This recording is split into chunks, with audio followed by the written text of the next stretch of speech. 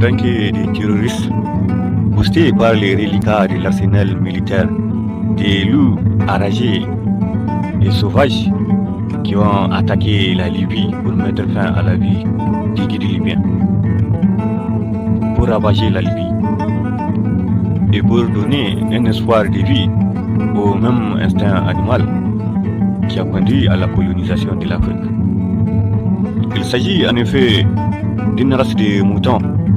amerdants qui court derrière une meute de loups originaire de l'Occident. Une meute de loups dérangée par des années de carrière criminelle,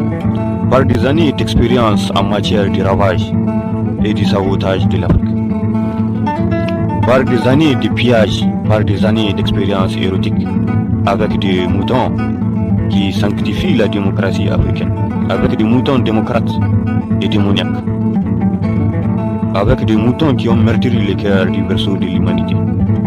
avec des moutons qui n'ont jamais cessé de faire les basses besognes de la démocratie française et européenne. Il s'agit en effet d'une espèce de moutons merdeux qui ont eu le culot et la sottise de vendre à l'Afrique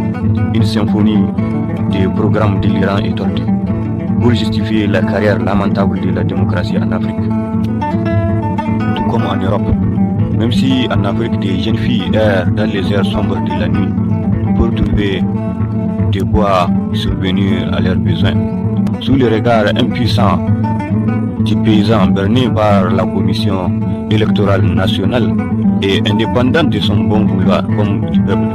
sous le regard impuissant d'une jeunesse sacrifiée par le pillage et la brouillerie diplomatique et la politique du mouton prostitué au chantre de la démocratie et du droit de l'homme, sous le regard impuissant d'un peuple qui est un peu plus perdu que l'opposition dans la politique africaine. Après plus de 6 décennies d'indépendance, après plus de 4 décennies de régime démocratique et diabolique,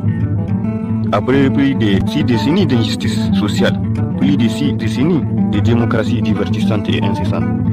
plus de 4 décennies de pillage épaulés par des moutons miniers, des moutons économistes, des moutons intellectuels compromis, plus de 6 décennies de pollution du climat africain laissé pour contre face au néocolonialisme et au caprice français, laissé pour contre face à l'impérialisme du loup sauvage de l'Occident, laissé pour contre face à la politique chaotique du mouton vert.